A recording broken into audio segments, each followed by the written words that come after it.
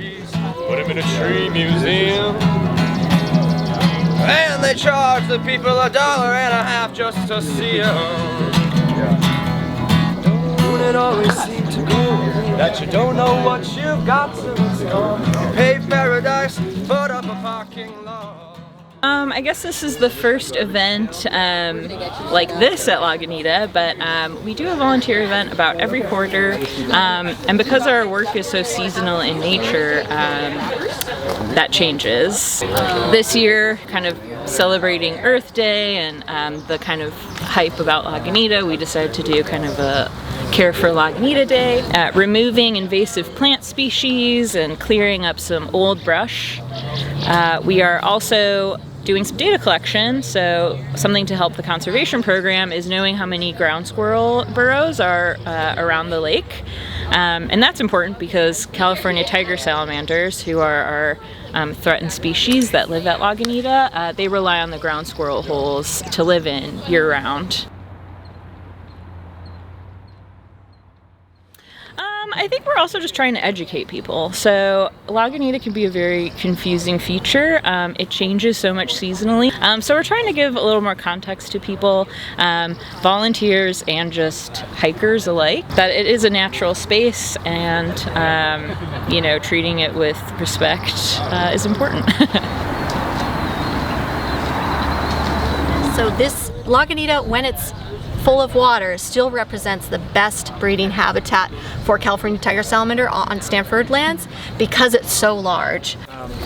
So here we've got the life cycle of California tiger salamander. They will migrate to breeding ponds during the winter months when it's really rainy. They spend most of their lives underground in California ground squirrel burrows. And they will lay really tiny eggs around January, December. So basically, we need water in Lagunita through metamorphosis of California tiger salamander. So we work very closely with the Water Resources Department, and so we just request that they add water through our lake water system to extend the hydro period through California tiger salamander metamorphosis. So that typically occurs around July.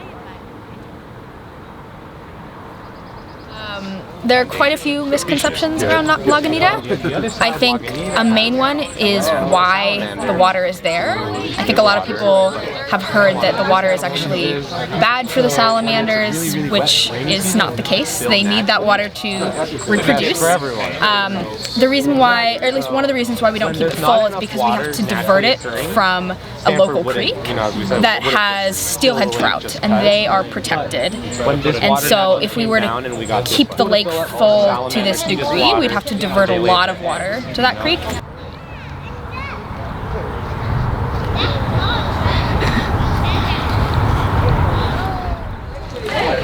If we go back 300, 400 years, and we were standing here again, before any of this was all developed, and we took a look behind us at Lagunita, and it was a wet season, there would be water there, it would be marshy, it'd be swampy. This was a naturally occurring wetland. When we come here now, we see these walking paths, we see these modifications that have happened.